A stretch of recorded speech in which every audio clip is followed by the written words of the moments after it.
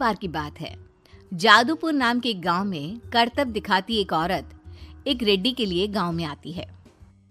आइए आइए मेहरबान कदरदान, खाइए रोहड़ा के ताजे ताजे केले। कभी खाए नहीं होंगे ऐसे केले। पीले पीले केले खाइए। ये कहकर रोहना हाथों में 4 केले लिए उन्हें सर्कल में जोर जोर से हवा में उछालती हुई करतब दिखाती है, जिसे देखकर आसपास के सारे बच्चे अपने अपने मम्मी पापा से उस औरत के पास जाने की जिद करने लग जाते हैं। पापा, ऐसा तो सर्कस में बॉल से होता है ना, ये आंटी तो केले से कर रही है। चलिए ना पापा, देखते हैं। रोहना एक पतली सी तार पर चलती हुई केलों से करतब दिखाती है। आते जाते सभी लोग बाहर रुककर उसके करतब देखते हैं और वाह वाही करते नहीं थकते। जैसे ही एक आदमी पास आकर उसे पैसे देने लग जाता है, तब वो कहती है, अरे नहीं नहीं साहब, मैं करतब तो बच्चों के मन को बहलाने के लिए करती हूँ। धंधा तो मेरा केले का है। पीछे देखो मेरी रिड्डी, जो भी मेरे केले खाएगा मेरी तरह चुस्त दुरुस्त और तंदुरुस्त हो जाएगा।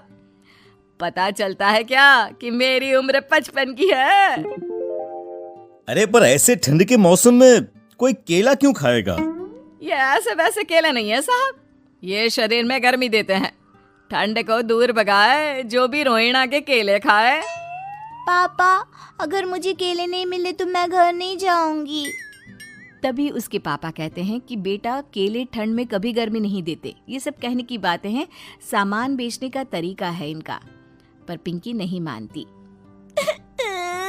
मैं केले खाऊंगी। पिंकी की जिद के आगे नत्थू हार जाता है और उसे केले खरीद कर दे देता है। पिंकी खुश होकर केले घर ले आकर खाती है। अब मैं भी करतब करूंगी, कितना मजा आएगा। जादुई केले। पिंकी पहला केला खत्म भी नहीं करती कि वो बेहोश हो जाती है। दूसरे केले से एक काला धुआं आता है और रोहना चुड़ैल बनकर बाहर निकल आती है। मेरे भूतिया केले बच्चे न खाए, ऐसा हो ही नहीं सकता। जादूपुर वालों, कब तक बचोगे? आ गई हूं मैं रोहना, जिसका कोई नहीं कर सकता सामना। रोहना पिंकी को गोद में उठाकर काले धुएं में कहीं गायब हो जाती है। शाम के वक्त नत्थू घर लौटता है और पिंकी को घर में ना पाकर उसकी माँ से कहता है, माँ पिंकी कहाँ है? अरे बेटा, उसे तो तू सुबह करतब दिखाने ले गया था ना, फिर कहाँ वापस आए तुम दोनों? मुझे लगा तू उसे अपने साथ मंडी ले गया होगा।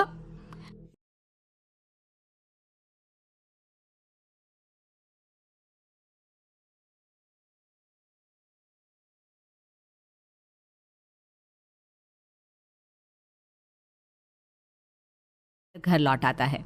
अगली सुबह रोहना फिर से करतब दिखाने आती है और इस बार पिंकी की तरह रोनी केले खरीद लेता है। 50 रुपए दिए थे पापा ने, सारे पैसों की मैंने केले खरीद लिए हैं। अब मैं भी आंटी की तरह ही करतबबाज बन जाऊंगा। यही सोचते हुए रोनी केले खाता है और पहला अकेला केला आधा खत्म भी नहीं करता कि चुड़ैल उसके सामने आ जाती है। मेरे साथ चलने का समय आ गया है रोनी। ये तो बस शुरुआत है। अब इस गांव के सारे बच्चे धीरे धीरे मेरे कब्जे में होंगे, एक बच्चा भी नहीं बचेगा। ये कहकर रोनी को गोद में लेकर काले धुएं में अदृश्य हो जाती है। इसके बाद हर रोज गांव में से कोई ना कोई बच्चा गायब होता, पर ऐसा क्यों हो रहा है किसी को भी समझ में नहीं आ पा रहा था। रोज की तरह अपनी बेटी पिंकी की तलाश में नत्थू गांव के एक तालाब के पास बैठा रो रहा था। कहाँ गई मेरी पिंकी? शकुंतला के जाने के बाद एक वही तो मेरा सहारा थी। अरे उसकी आत्मा कोस रही होगी मुझे कि मैं अपनी बच्ची को संभाल भी नहीं पाया। नत्थू ये कहता हुआ रो ही रहा था कि तभी तालाब में से उसे शकुंतला की आवाज सुनाई देती है। कहाँ थी तुम शकुंतला? हमारी बच्ची और सारे गायब हुए बच्चे रोहना के कब्जे में हैं। वो बच्चों को जो केले देती है उससे बच्चे बेहोश हो जाते हैं और उसके कब्जे में आ जाते हैं और वो उन्हें ले जाकर काली दुनिया में ले जाती है। पर वो ऐसा क्यों कर रही है? ये मैं नहीं जानती, पर उस दुनिया का रास्ता मैं आपको बता सकती हूँ।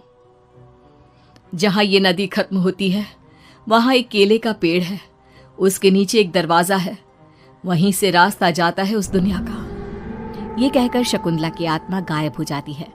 गांव के सभी लोग झुंड बनाकर उसी रास्ते से काली दुनिया में चले जाते हैं और वहां देखते हैं कि सारे बच्चे वहां काम कर रहे थे। पापा मुझे ले चलो यहाँ से। पापा पापा। सभी बच्चे अपने मम्मी पापा से लिपट जाते हैं। तो तुम लोग यहाँ तक आ गए? क्यों हमारे बच्चों को पकड़ लिया तूने?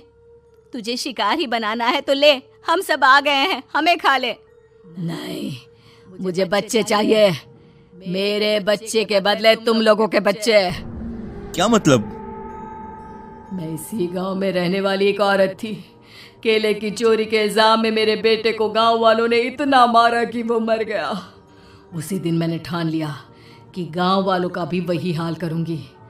कुछ दिन बाद बेटे के चले जाने के दुख में मैं भी मर गई और मेरी भटकती आत्मा एक चुड़ैल बन गई। और फिर मैंने बदला लिया तुम सबके बच्चे छीनकर। बर्दाश्त नहीं कर पाए ना? सोचो मुझ पर क्या बीती होगी। हमें माफ कर दो रोना। पता नहीं ये किसकी गलती थी, पर हम सभी माफी मांगते हैं। हमारी खुशियां लौटा दो, तुम भी तो एक माँ हो। गांव वालों की बात सुनकर रोना का मन पिघल जाता है और वो बच्चों को छोड़ देती है। उसके बाद काली दुनिया बच्चों के लिए जादुई दुनिया बन जाती है। अब कोई भी कभी भी वहां आ जा सकता था।